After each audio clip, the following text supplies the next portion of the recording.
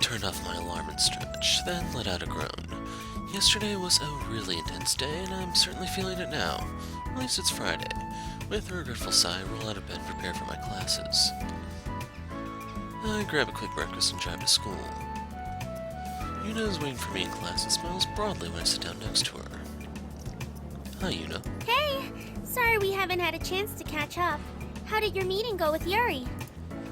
It wasn't as bad as I anticipated, even though he asked a lot of questions. About Eagle? No, he was interested in my team back at CINY. She blinks in genuine surprise. Oh, I was under the impression he was curious about Eagle. It's okay, I don't mind. Clearly he did his homework about how teams are run in the States because he didn't seem surprised by anything I shared. Yuna nods. There's a reason why he's the youngest account manager to manage a team at Dashu. Have you talked with him yet? Yes. He said that you show a lot of promise, and he's confident that if the rest of your teammates are as determined as you are, then you'll definitely be a force to be reckoned with. That's it? She furrows a brow in concern. Yeah. Should he have said anything else? I guess he was serious when he said I should talk to her about her brother. Actually, maybe now isn't the right time to bring up this conversation. Let's bite the bullet. Well, we had a good conversation, but there was one thing he said that stood out. What is it? I hesitate trying to think of the most delicate way to put this. I know that you didn't find Dashi through the SBA. She opens her mouth to speak, but I shake my head. And I know how difficult this must have been for you to reach out to them. She gazes at her lap. I'm grateful that you did, but why didn't you tell me? It wasn't relevant. The team knows what happened to your brother, didn't they? I'm the only one who doesn't. She fell silent. What happened? It was an accident during a match. How is that not relevant? Her voice grows cold. I don't think now is an appropriate time to talk about this. Yuna? She stares straight ahead. The professor is here. Class is going to start soon. The professor just entered the room and is getting settled. We still have a few minutes, but it's obvious I'm not going to get anything more out of her now. Alright, I'll drop it for now, but we'll finish this conversation later. She nods. The professor enters the room and gets settled. Good morning, everyone. Please open your textbooks to page 81. Your assignments are on the web link. Have a great day. Yuna and I pack up our things and walk out of class together. Do you have another class to go to? No, but I have to meet my physiotherapy professor. I'm a TA for his class. I didn't know you were a TA. Yep, I don't usually help out in his Friday classes, but he's holding exams today, so I need to be there. Do you have any other classes? No, but I'm kind of hungry. I'll grab lunch in the pilot's lounge. Her face lights up. Oh, you're lucky. They're supposed to have really good food. They do. And they have options from other countries. I had a cheeseburger once from there. Yuna's eyes grew wide, and they're missing the apostrophe. I love cheeseburgers. Doesn't the dining hall serve them too? She wrinkles her nose. I don't think what they serve in the dining hall can even be considered food. Wow. Where do you eat lunch? The hot dog cart. Oh, yeah, I forgot we had a hot dog stand. I didn't know anyone actually ate there. You should try it. They're so good. You really like American food, don't you? Yes. Yuna checks the time. Oops, I'm going to be late. I'll see you later. Bye. I wave as she dashes off. Alone, I make my way to the pilot's lounge. I check out the menu on display in the lounge. There's the usual Japanese fare that I can find in the dining hall, too. Today's special is Neapolitan spaghetti, popularly known as ketchup spaghetti. The bartender approaches me and waits expectantly.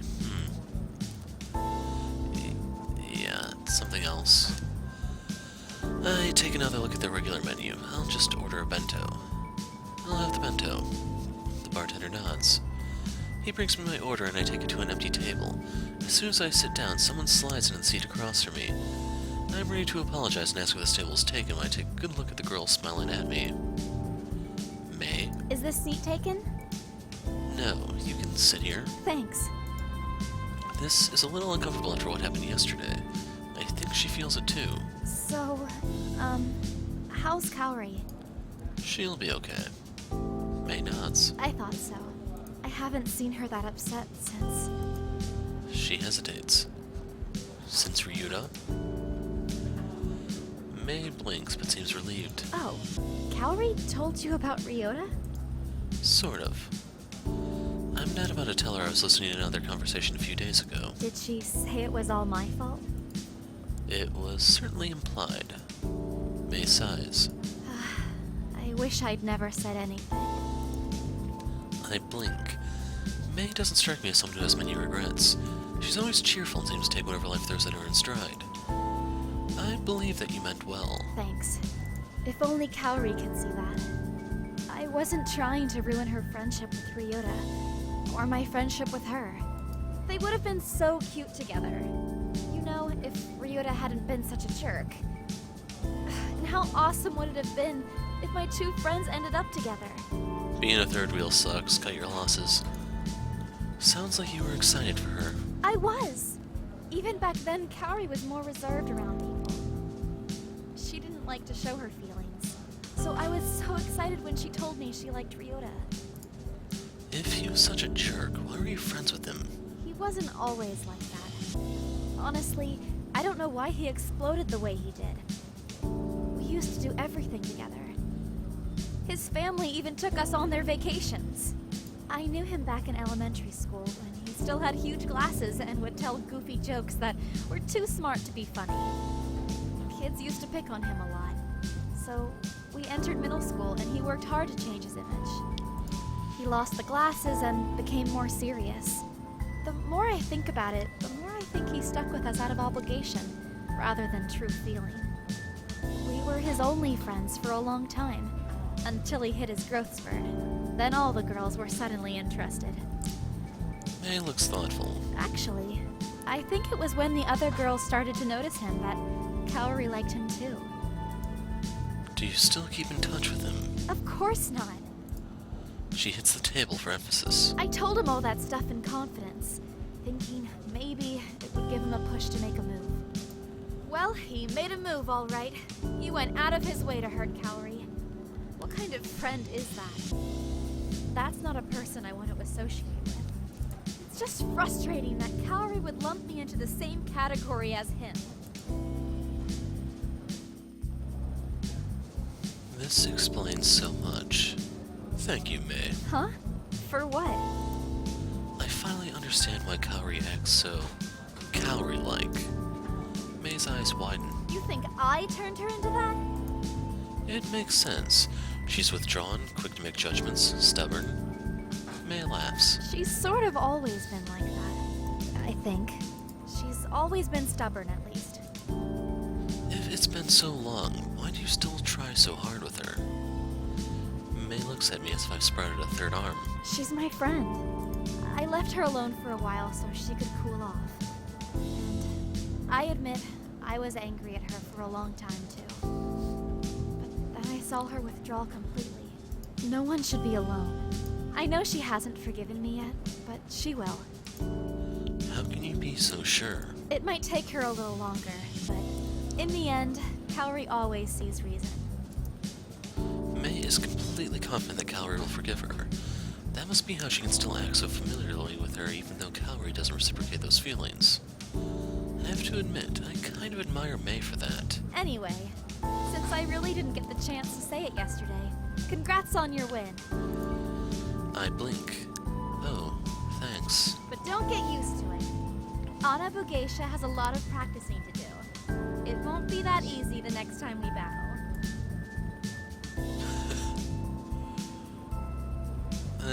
You're still gonna lose.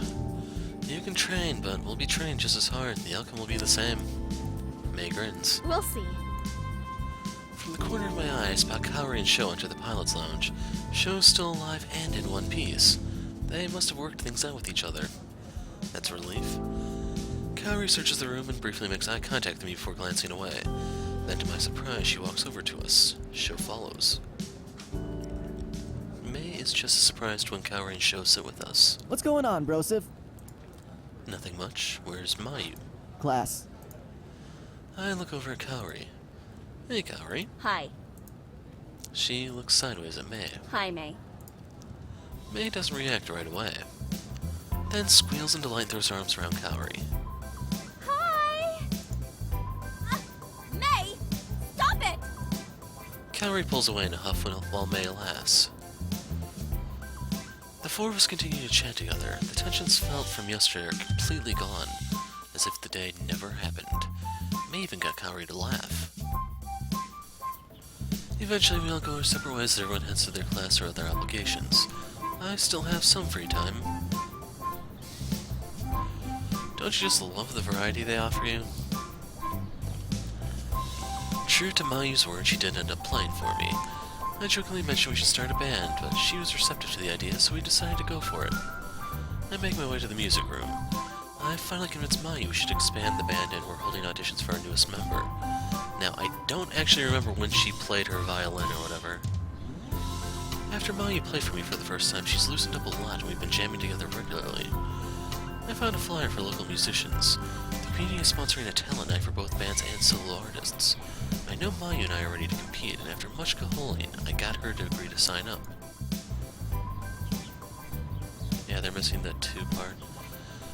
The only problem is a band is considered 3 or more people. Neither one of us wants to perform alone, so the only thing left to do is to recruit a 3rd member. Mayu's already setting up the music room when I arrive. Hey, Mayu. She pauses and smiles when she sees me. Hi! You made it. I mean, of course you made it, but you're early, which is nice. Not that I think you can't be early to things, but... Her voice fades and she drops her gaze. I'm a little nervous too. Mayu flashes me an appreciative smile. I hope we find someone good.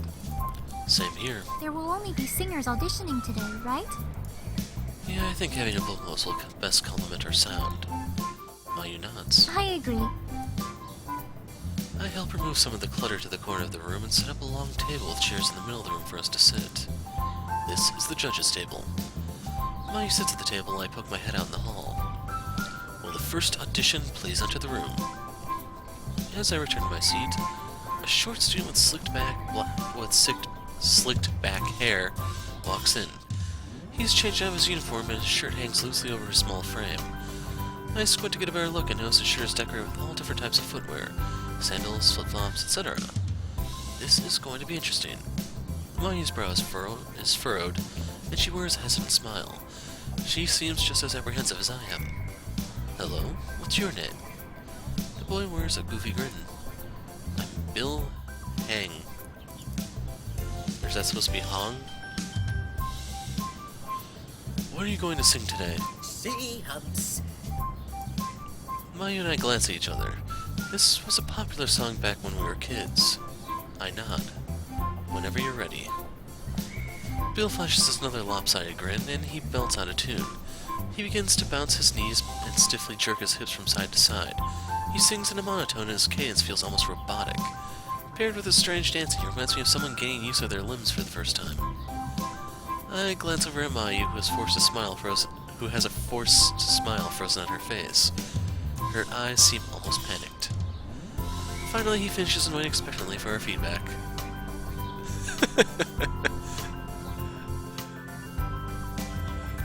At least you've got spirit. I put on my most comforting smile. Thanks for coming out. Bill continues to stare at me as if expecting more. You had great passion in your performance. Bill stares stoically as I give him my feedback, then looks expectantly at Mayu. She fidgets under his gaze as she tries to find something to say. Well, it was... You were very brave to sing in front of us, and I think it's great that you did. She nods, seemingly satisfied with her review. I'm about to dismiss him when someone else interrupts me.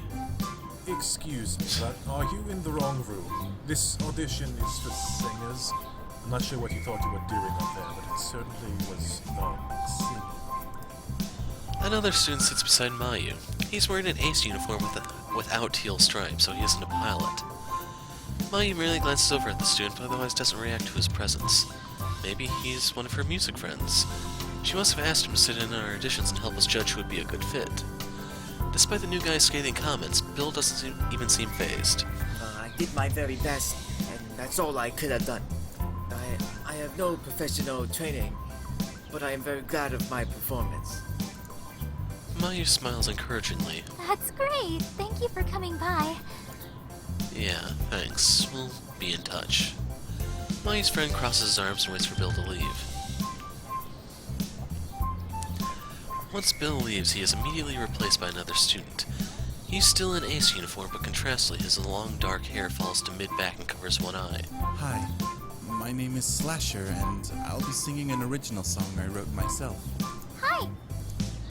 He cuts Mayu off in the middle of her greeting and screams in a hoarse voice. Oh god. I scream over Slasher before my ears literally begin to bleed. Thank you, I think we've heard enough. Mayu's eyes are wider than I've ever seen, and she flinches every time Slasher belts out a word. Thanks. If you could please stop for a second. Her friend clamps his hands over his ears and cringes in pain. Stop, for the sake of our sanity. Slasher finally quiets down, but looks confused. Are you trying to turn us all into raving psychopaths? Because the only effect constant yelling has on me is making me angry. What? I haven't even gotten to the killing part yet. Here, listen. Mayu and I shout simultaneously. No! No. Slasher pauses again. Mayu's friend looks like he's about to speak again, but we silence him with the death glares. I think I've gone deaf. That was quite possibly the worst song I've ever heard. I would say more, but I can't hear myself with the ringing in my ears. In response, Slash opens his mouth ready to belt out another line. Mayu immediately stops him. Wait! Your song is definitely very original. But it's not quite the direction we're going for this band. Whatever. You guys can't even begin to comprehend my genius. Luckily. Slasher turns on his heel and walks out of the room. I breathe a sigh of relief, but brace myself for the next audition. A girl walks in. She's wearing her ace uniform and has her dark hair pulled up into a messy ponytail. She seems normal so far, but I don't want to get my hopes up. Hello? She smiles warmly and waves. Hi, my name is Mitsuki. Mayu seems hopeful. Feel free to begin whenever you're ready. Mitsuki nods and takes a deep breath. Her voice shakes as she sings a soft melody, but grows in power as she gains confidence. Mayu and I blink at each other. She's actually good. I close my eyes and find myself getting lost in Mitsuki's voice. Before long, her song is done. Mitsuki waits nervously for our feedback. Mayu stands to her feet so suddenly her chair wobbles. You were wonderful! You have a powerful voice which would perfectly complement our instruments and the emotion behind your song. I could feel what you were singing! Mitsuki blushes at Mayu's praise. Thank you. We'll go with this is it. One of my favorite things in the world is when I sit in this chair and meet a star for the first time. You are a star. Well done. Mitsuki breaks into a wide smile. The random guy raises a hand. Excuse me, but what was that? Shut up, who asked you? Mitsuki blinks, obviously confused. I'm not sure what this guy is talking about either. This good shy girl act is so played out. Where's the confidence, the fire, and for God's sake, have you ever heard of a cold? Mitsuki runs her hands through her hair. I'm sorry. My last class was physical education, and I was running a little late. I lean closer to Mayu. What's with your friend? He's kind of a jerk. Wait, I thought he was your friend! We stare at each other for a second, then focus our attentions on the mystery guy. Hey. He glances over at us. Who are you? Excuse me? He pulls a face of disgust. How dare you? Don't you know who I am? No. Mayu shakes her head. The guy scoffs. Clearly, I have made a terrible mistake. You peasants wouldn't know greatness if it bit you in the ass. With a loud sniff of disdain, he swagaliciously exits the classroom. Awkward. So, Did I pass? Yes, we'd love for you to join the band. Really? Yes, absolutely. We have your information, so we'll let you know when our next practice will be, and hopefully we'll see you there. Thank you. Yes, I'll be there. Okay, thank you again. Grinning from ear to ear, Mitsuki practically skips out of the room. Is it strange that I feel kind of nervous? How come? I don't know. I'm really excited. I'm already getting ideas for new pieces that will incorporate her voice. So, I don't know why I'm so nervous. It's probably because after... how bad those previous editions were, you're hoping this one good edition isn't a fluke. Maybe. She smiles at me. We should probably clean up. I think our reserve time is running out. So that was putting it a little mildly, but there you have it.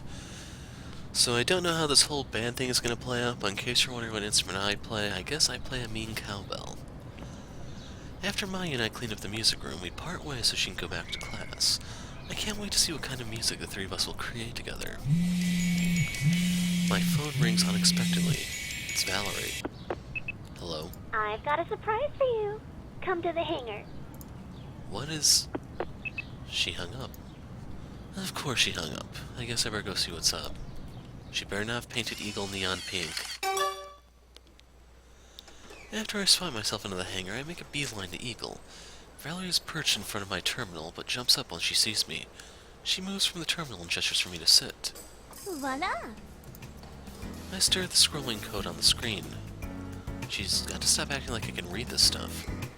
What is this? It's a manual documentation.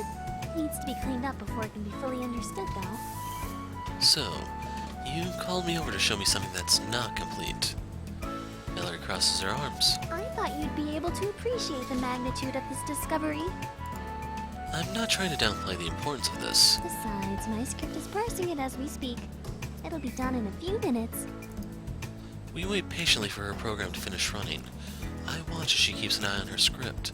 She's confident in her program, yet keeps glancing at it, exposing the eagerness beneath her calm demeanor. I can't help but wonder, how did you get into engineering? Girls can't be engineers. That's not what I said. Valerie laughs. It's like a puzzle. What? Taking things apart and putting it back together. Finding new ways to piece everything together to make it a better product. The possibilities are endless, even if we can't see all the solutions just yet. And you just discovered that by accident. She shrugs and becomes strangely aloof. Things broke around the house a lot. If I didn't fix it, then it would be broken forever. Why not just buy a new one? It always worked fine once fixed. Why spend that extra money? But why did you have to fix it? Why not your parents? She frowns in disdain. My mom couldn't be bothered with things like that. If the computer broke, she'd pretend the problem didn't exist until she needed to use it. Then she'd go and buy a new one because she needed to use it immediately. Money was always tight, and that's why I started trying to fix things. The first thing I ever properly fixed was my bike. I was 15, and my neighbor at the time was a young woman at university. She helped me fix it, and when she learned I was interested in this stuff, she gave me a bunch of how-to books for my birthday. I guess I was lucky that my dad was pretty handy. He taught me how to take care of my things. Valerie grins playfully. Could have fooled me. Eagle's always a little worse for wear by the time he gets to me. Isn't that right, Eagle? She coos affectionately in my ear. It's not a puppy. A sharp beep interrupts our conversation. Valerie whips back toward the screen. It's done. Valerie and I both lean to get a better look at the screen. I turn my head to ask her a question when her hair brushes my cheek. It's soft and smells like flowers. I hadn't realized how close we were to each other until now. Valerie glances sideways at me and smirks, but doesn't move away. I move a step over as the heat rises in my cheeks. Her slender fingers dance across the keyboard. Oh, this makes a lot of sense. What makes a lot of sense? Why your core only activated that one time? The function of the core was set to debug mode with a single run instance. English, please. The overdrive mode was meant to be used for testing purposes, so it was set to only activate once. What does that mean? It means if we can figure out how to change this setting and find out the parameters of activation, you could use the overdrive mode on demand. My eyes widen as I consider the possibilities. Are you serious? Yeah! In theory, anyway. She squints at the code. That's not even the best part. Here are blueprints with algorithms and formulas. What do they say? Valerie puts a finger to her lip. It seems to be incomplete. But we might be able to use this and a bit of reverse engineering to fill in the gaps. If we can figure this out, we can understand the details of the core.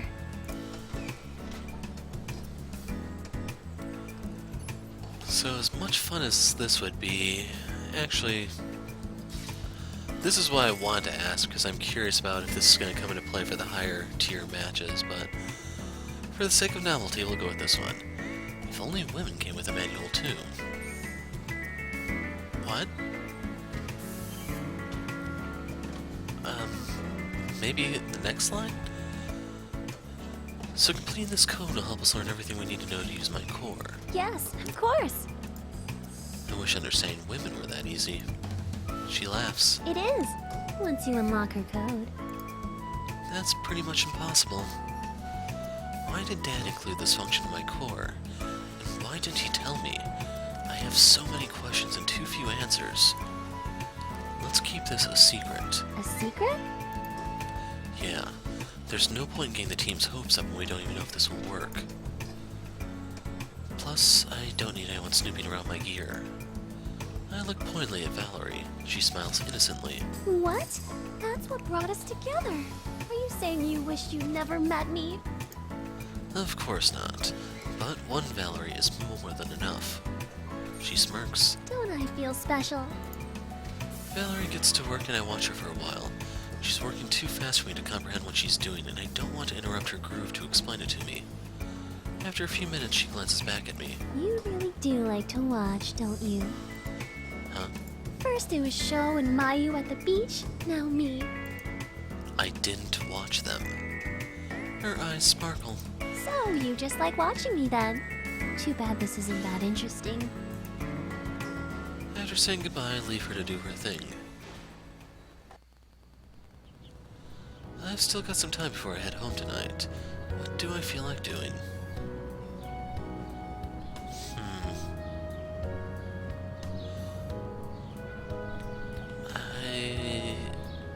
Let's go back, I guess.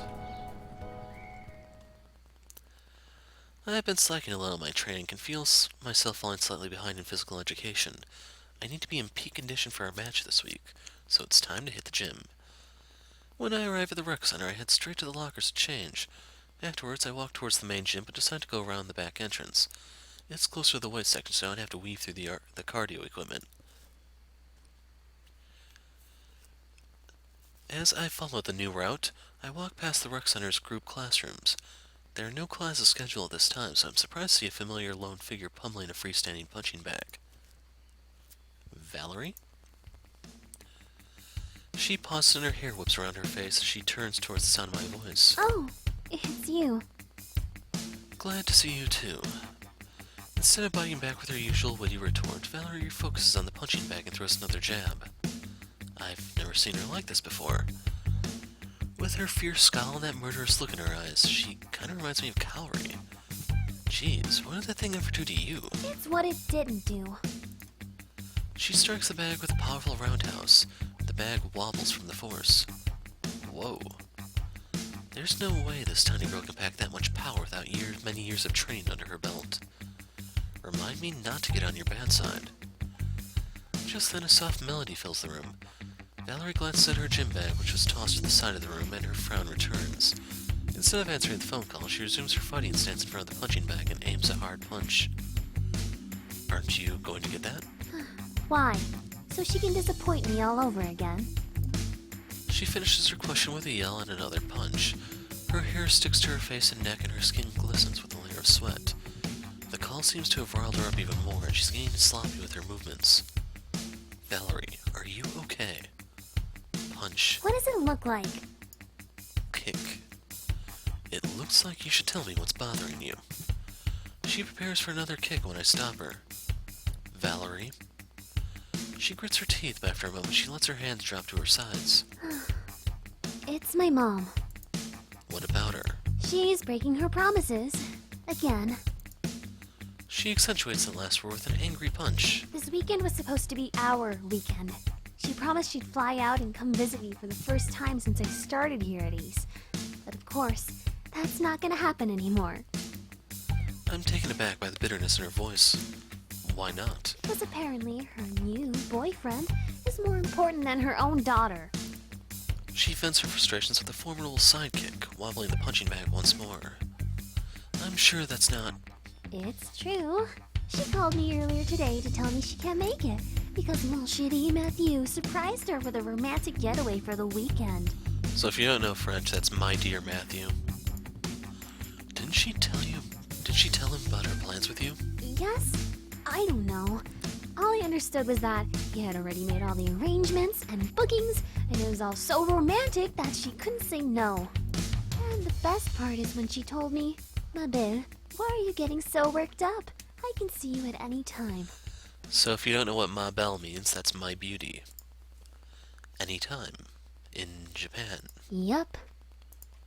I'm dumbfounded. No wonder she's so angry.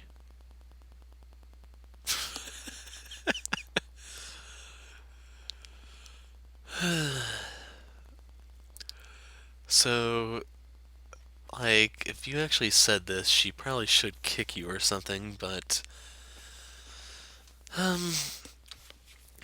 we'll go with this one. Well, the silver lining is we can hang out. Luckily for you, my weekend just opened up. Valerie gives me a strange look. What does that mean? That depends. On a scale of 1 to 10, how emotionally vulnerable are you? She pauses, then chuckles. Just enough I like where this is going. for us to cuddle and talk about our feelings. Actually, I forgot. There was a thing I have to do this weekend. Valerie bursts out laughing. Valerie seems to be in better spirits, at least. Once she catches her breath, she sighs in resignation. This is just how she is. And I hate that after all these years, I still believe that she'll be different. That this time she really will follow through with her promises. I mean, I had planned a whole day of fun things for us to do when she got here. And I'm disappointed that won't be happening now. It'll still happen. I'll do it with you. She blinks, clearly surprised. But you don't even know what I have planned. It doesn't matter. If I'm hanging out with you, I know I'll have a good time. She stares at me again with that strange look of disbelief. Then slowly her face melts into a bright smile. She flings her arms around my neck and hugs me tight. Thank you. No comment. I freeze in place. Are you okay? Yeah, why? It's like hugging a pole. Usually people will, you know, hug back or something. Oh, sorry. I lift one arm and wrap it around Valerie's back. Then I pat her a couple of times before letting go. She raises an eyebrow as she pulls away. I'm not gonna lie. That was pretty bad. Okay. We stand in silence and I feel obligated to say something. So how about you give that punching bag a rest and practice with me instead? Valerie grins and playfully punches my arm in response. Hey. She chuckles. Step 1 is to teach you how to block. I find some extra pads lying around and join Valerie in her practice session. We spend the rest of the evening together until we both have to leave the room for a scheduled group class. The house is quiet when I get home. Uncle Kaito is still working his crazy hours, and Nikki is probably still at her club. Stifling a yawn, I trudge upstairs. It's been a long day, and all I want to do is relax. As I pass by Nikki's room, I notice her door is closed. Huh. I guess she's home after all. I think nothing of it until I hear a deep, extremely male laugh behind Nikki's closed door. Nikki's giggle shortly follows. What is this? There's a boy in Nikki's room. And they're behind closed doors? Not on my watch. I burst into her room. Nikki's eyes widen and her mouth drops open. The boy twists to look at me from the chair beside the bed. There's a boy in your room. What are you doing? Who is this guy? Nikki leaves from bed and tries to push me away, but I stay rooted to the ground. Is this Ken? I turn to the guy, ignoring Nikki pulling on my arm. Are you Ken? He freezes like a deer in headlights and stammers out an affirmation. Yes? Leave him alone. We're just studying. Studying? Is that what kids are calling it these days? Yes? What? No! Studying as in studying! She points to her bed and I take another look around the room. Nikki's bed is sprawled with books, tablets, and laptops. Ken is holding an open textbook in his lap, a look of pure terror on his face. I'm not fooled. I know that underneath that good kid facade there is a demon just waiting to pounce on my cute, innocent Emoto. Ken is in my class, and we have an exam next week. I glare at Ken, who cowers from my stare. So, now that you know nothing weird is happening, get out! I cross my arms. Actually, I think I'll stay and help you two study. What? Whatever you're learning now, I already studied. Don't you have your own homework you can do? We're studying fine without you. Are you sure about that? I think Ken here would appreciate the help. I glare at Ken, who gulps hard and nods. Actually, it would be an honor to have the help of an ace pilot. No, it wouldn't. I narrow my eyes at Ken, very suspicious. I've got my eyes on you. Fine. Does that mean you'll leave now? I never break eye contact with Ken. I'm watching you, so whatever you're thinking, don't. Ken nods rapidly, clearly shaken. I won't. I mean, I'm not thinking. I mean, not like that. I give him one final glare before walking out of the room. Nikki goes to close the door. Door open. She rolls her eyes. Fine, if it'll make you stop being crazy. It won't. Before I leave, I make the universal "I'm watching you" sign with my fingers. Ken's eyes widen even further. Luckily, my room is across from Nikki's. I leave my door open too while I try to work on my assignments. I'm too distracted to focus as I strain to hear what they're talking about. Every so often I hear them repeat a math formula or compare answers on equations. I guess they really are studying. This time. Eventually I give up and watch videos on MeTube. After about 2 hours, Ken goes home. Nikki slams the door shut to her room. Sheesh, what's her problem? Now that I can finally focus again, I finish up my assignments and easily fall asleep afterwards.